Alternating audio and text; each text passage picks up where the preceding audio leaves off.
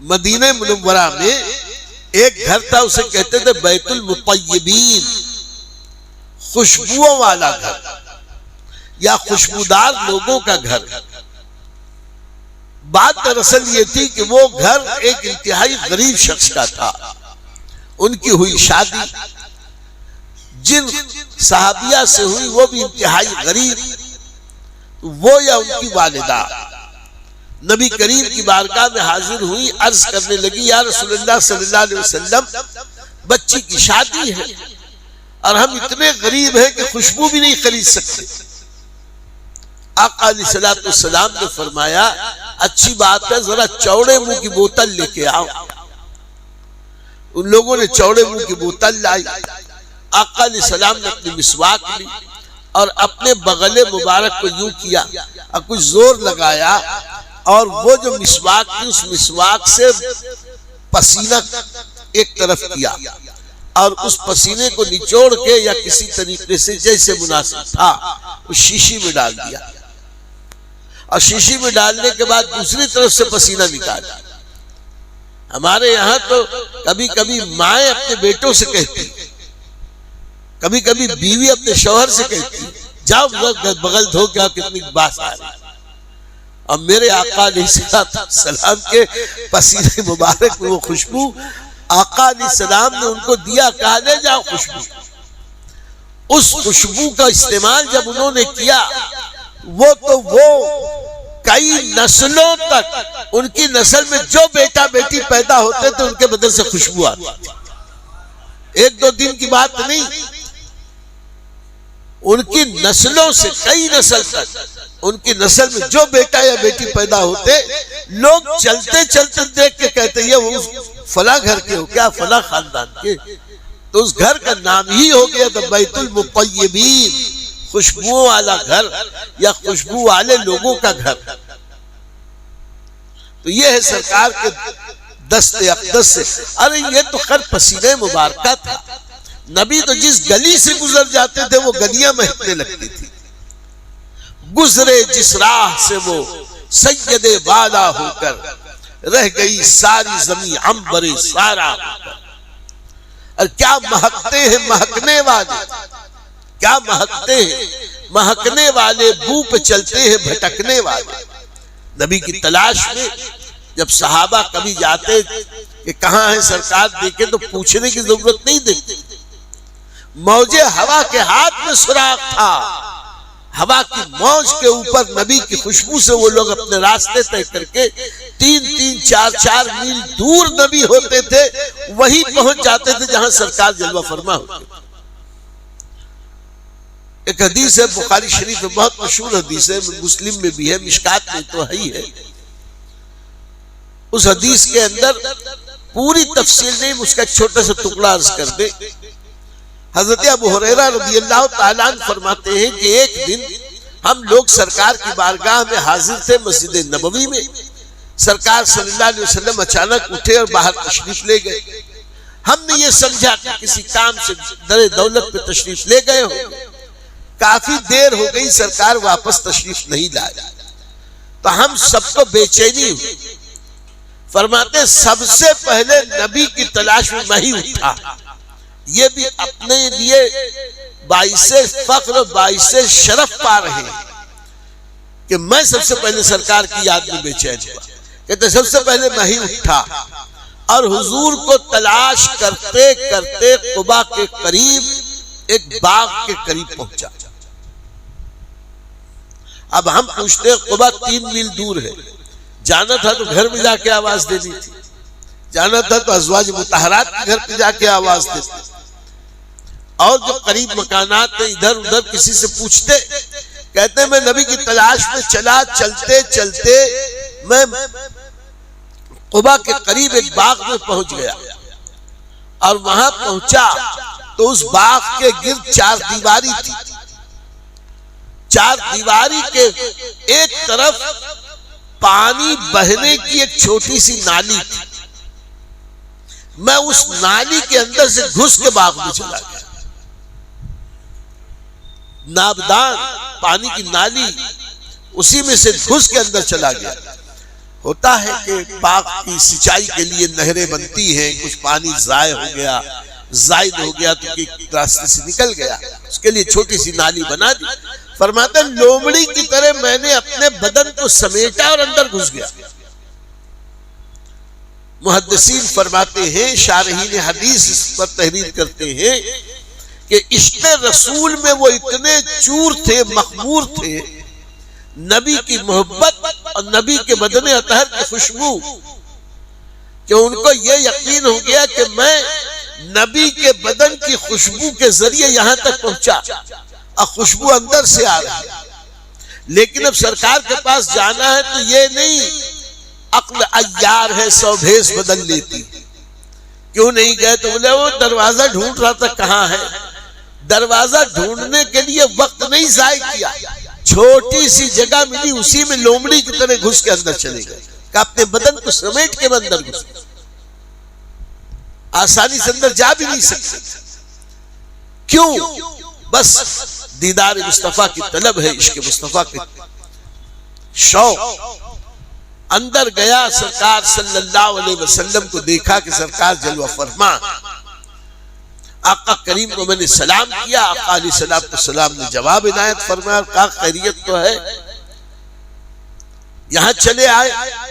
میں نے کہا یا رسول اللہ صلی اللہ علیہ وسلم، آپ ہم میں بیٹھے بیٹھے اچانک اٹھ کر تشریف لے گئے، ہم میں تشویش پیدا ہو گئی کہ آپ آخر کہاں چلے گئے، اتنی دیر ہو گئی نہیں آئے، کہیں ایسا تو نہیں یہودیوں کا معاملہ ہے، یہودیوں کی طرف سے خطرہ ہے۔ اس اندیشے کے پیش نظر ہم گھبرا گئے، ہم آپ کی تلاش میں نکلے، اور یا رسول اللہ سب سے پہلے میں ہی نکلا، سب سے پہلے آپ کی تلاش میں میں ہی چلا۔ آقا علیہ السلام نے فرمایا اچھا جاؤ، دروازے پہ کھڑے ہو جاؤ، جو شخص آئے اس کو بشارت دیتے ہوئے کہنا کہ جس نے لا الہ الا اللہ کہا وہ جنتی، یعنی جو مسلمان ہو گیا وہ جنتی۔ اب حضرت ابو ہریرہ رضی اللہ تعالیٰ جانے لگے تو آقا علیہ السلام نے اپنی نالین مقدس اٹھا کے ان کو دی، یہ میری نشانی لے جاؤ، اسے لے کے ساتھ میں رکھو اور جا کے یہ جملہ کہو جس نے لا الہ الا اللہ کہا وہ جنتی۔ اس لیے کہ اس میں ایک راز ہے، ایک طرف تو دنیا کو یہ بتانا ہے نبی کی نالین بھی بے مثل و بے مثال، نبی کی نالین، ان کی جوتیاں یہ صحابہ کے لیے تبرک ہیں، جب صحابہ کے لیے تبرک ہیں تو ان جوتیوں سے لگے ہوئے مٹی کے ذرات وہ ہمارے لیے خدا کی قسم ہیرے اور موتیوں سے افضل۔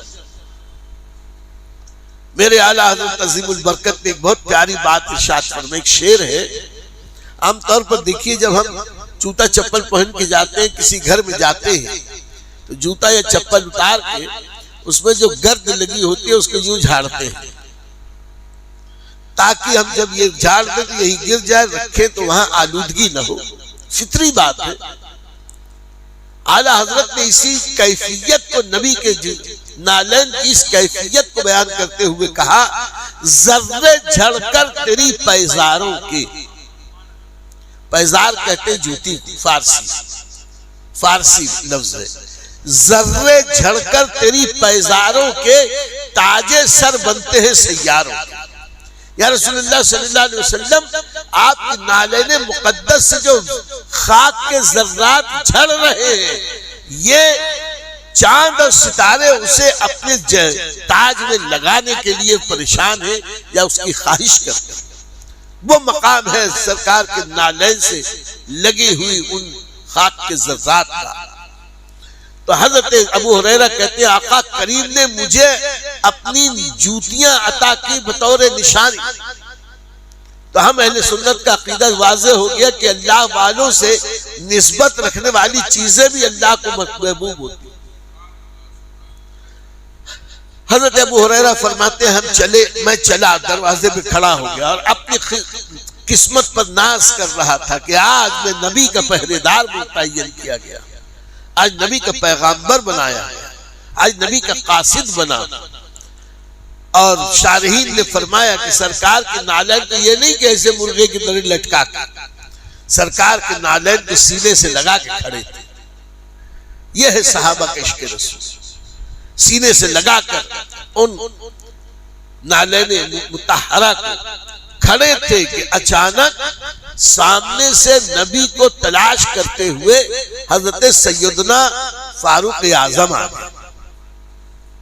فاروق اعظم جیسے ہی آئے انہیں دیکھا, سلام کیا اور پوچھا کہ نبی کریم صلی اللہ علیہ وسلم کو تلاش کر رہا ہوں, کہاں ہے, پتا ہے؟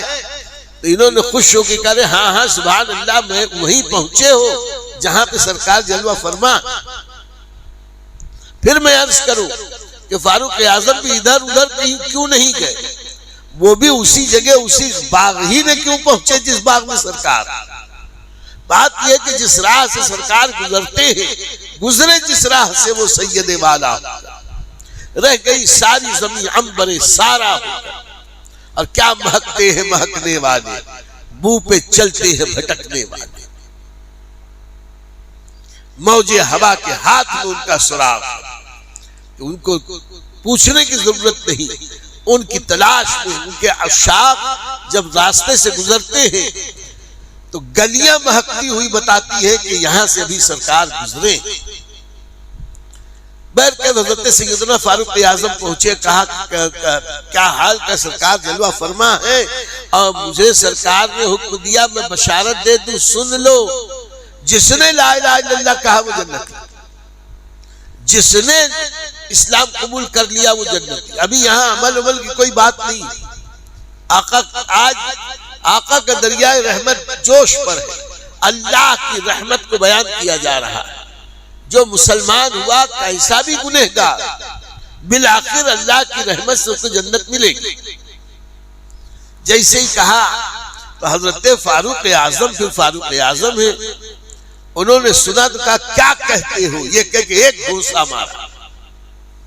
فاروق اعظم نے زور سے ایک گھونسا مارا, اور اتنی زور سے مارا کہ حضرت ابو ہریرہ زمین پہ آ رہے ہیں, اور جیسے ہی زمین پہ آ رہے گھونسا, پھر فاروق اعظم کا گھونسا پھر زمین پہ مارتی گر گئے, اور پھر بلا وجہ. یہ تو نبی کا پیغام پہنچا رہے تھے, اور سینے سے سرکار کی نالین بھی لگی ہوئی ہے, نشانی لگی. ایسی صورت میں یہ اٹھے روتے ہوئے اور تیزی سے نبی کریم کی طرف لپکے. فاروق اعظم بھی پیچھے کی طرف میاں روی سے چلتے ہوئے آئے. آقا علیہ السلام کنویں کی مڈیر پر تھے. حضرت سیدنا ابو ہریرہ رضی اللہ تعالیٰ کو روتے ہوئے دیکھا تو سرکار نے ارشاد فرمایا خیریت تو ہے ابو ہریرہ, روتے کیوں ہو؟ عرض کیا رسول اللہ صلی اللہ علیہ وسلم, آپ کا پیغام عمر کے نام, عمر آئے تھے, میں نے کہہ دیا کہ قولوا لا الہ الا اللہ ادخلوا الجنہ, لا الہ الا اللہ جس نے کہا وہ جنت میں داخل ہو گیا. تو انہوں نے مجھ کو گھونسا مار دیا, گرا دیا, یہ دیکھیے میں گر گیا. آقا علیہ السلام کے جبھی یہ بات ہو ہی رہی تھی کہ سیدنا فاروق اعظم پہنچ گئے. اب فاروق اعظم سے سرکار نے استفسار فرمایا کہ یہ میں نے کہلوایا تھا, تم نے اس کو کیوں مارا؟ یا رسول اللہ, آپ کا پیغام حق, آپ کی بات حق, آپ کا فرمان درست, لیکن اگر عوام کو معلوم پڑ جائے گا کہ جو بھی لا الہ الا اللہ کہے جنتی, تو یہ لوگ عمل سے دور ہو جائیں گے, عمل کم کریں گے یا رسول اللہ. اس لیے میری دانست میں عوام میں اس کو زیادہ نہ پھیلایا جائے. تو رسول اللہ صلی اللہ تعالی علیہ وسلم نے اس پر خاموشی اختیار فرمائی. نہ ابو ہریرہ کو ڈانٹا, نہ فاروق اعظم کو ڈانٹا, دونوں کو اپنی اپنی جگہ رکھا. یا یہ بھی نہیں کہا کہ اے عمر تم نے زبردستی مارا ہے تو اس کی سزا میں تم کو بدلہ دیا جائے, یہ بھی نہیں کہا. وجہ کیا ہے؟ بات آئی ہے تو عرض کر دی. یہی وجہ ہے, اسی کو کہتے ہیں اجتہاد. اور اجتہادی اختلاف میں کبھی کبھی ایک دوسرے سے الگ الگ موضوع پہ, کسی موضوع پہ الگ الگ خیال ہو سکتے ہیں. حدیث سنی ابو ہریرہ نے, ان کا اجتہاد یہ تھا کہ میں بیان کر دوں, اب وہی حدیث سنی حضرت فاروق اعظم نے، ان کا اجتہاد یہ تھا کہ اس کو نہ بیان کیا جائے. ابو ہریرہ بیان کرتے تھے، فاروق اعظم منع کرتے تھے. ایک ہی حدیث ہے، ایک ہی نبی ہے، ایک ہی امتی ہے، ایک ہی دور ہے، لیکن اجتہاد کی وجہ سے خیال الگ الگ. لیکن آقا نے یہ نہیں کہا کہ تو درست تو غلط، تو صحیح تو غلط، بلکہ کہا اجتہاد ہے، دونوں اپنے اپنے طور پر عمل کریں بلا تشبیہ و تمثیل. اگر حنفی نماز میں رفع یدین نہیں کرتا، یہ بھی نبی کی سنت، اور شافعی رفع یدین کرتا ہے، یہ بھی نبی کی سنت. تم کہتے ہو یہ کیسے ہوا؟ یہ حنفی بسم اللہ زور سے نہیں پڑھتے، آمین زور سے نہیں پڑھتے، یہ شافعی تو پڑھتے ہیں. بولے یہ کوئی ایک ہی دین ہونا چاہیے، یہ چار چار مسلک کہاں سے آئے؟ ہم کہتے ہیں وہ یہاں سے آئے کہ قرآن اور سنت کے سمجھنے میں اللہ نے جس کو جو علم دیا ان چار ائمہ، اور ان چار ائمہ کو جو اللہ نے علم، عقل، شعور، دیانتداری، دینداری، خدا کا خوف، دین حق کی تبلیغ، نبی کی سنت کے اجرا کا جو ذوق، اس ذوق کی وجہ سے انہوں نے جو دین کی تعبیرات کی، واللہ العظیم اپنی مرضی کو اس میں انہوں نے ایک رتی بھی نہیں شامل کیا. اللہ کی طرف سے قرآن و سنت کا جو حکم ان تک پہنچا تھا، انہوں نے اسی حکم کو آگے کی طرف بڑھا دیا. ان سب باتوں کے کہنے کا مقصد یہ ہے کہ اگر صحابہ کے ائمہ مجتہدین کے اجتہاد سے یہ اختلاف نظر آتا ہے، یہ بنیادی نہیں فروعی اختلاف ہے. اور اسی اختلاف کو میرے آقا نے فرمایا تھا اختلاف امتی رحمت، میری امت کا اختلاف رحمت ہے. بہرکیف ان ساری باتوں کی برکت یہ ہے کہ صحابہ کرام رضوان اللہ تعالی علیہم اجمعین نبی کریم صلی اللہ علیہ وسلم سے اتنی محبت کرتے تھے کہ نبی کریم صلی اللہ علیہ وسلم سے جو بھی انہیں ملتا تھا اس کو یہ لوگ حرز جاں بناتے تھے، اپنے لیے بڑی نعمت تصور فرماتے تھے. آج تو میں جو واقعات سوچا تھا وہ سب رہ گئے، بات دوسری طرف چلی گئی. انشاءاللہ یار زندہ صحبت باقی. وآخر دعوانا ان الحمدللہ رب العالمین. اللہم صلی وسلم وبارک علی سیدنا و مولانا محمد طب القلوب و دوائیہا وعافیت الابدان و شفائیہا و نور الابصار و ضیائیہا وآلہ و صحبہ دائما ابدا. الصلاة والسلام علیک یا دافع البلاء والوباء والقحط والمرض والالم بإذن اللہ وعلى آلک واصحابک یا محلل بإذن اللہ. وصلی اللہ تعالی علی خیر خلقی و نور عرشہ سیدنا و مولانا محمد وآلہ وصحابہ اجمعین برحمتک یا ارحم الراحمین. رمضان المبارک کے مقدس موقع پر علامہ وقار احمد عزیزی دامت اللہ کے خوبصورت بیانوں کا سلسلہ مقدس ہستیوں اور یادگار واقعات کے ساتھ یوٹیوب چینل پیر علامہ وقار احمد عزیزی آفیشیل پیج پر دیکھنا نہ بھولے. یاد رہے یہ تمام نشریات صرف آپ کے لیے کی جاتی ہے. ہاں آپ کو لائک بھی کرنا ہے، شیئر بھی کرنا ہے، اور ابھی تک کہ آپ نے چینل کو سبسکرائب نہیں کیا تو یاد رکھیں سبسکرائب ضرور کریں.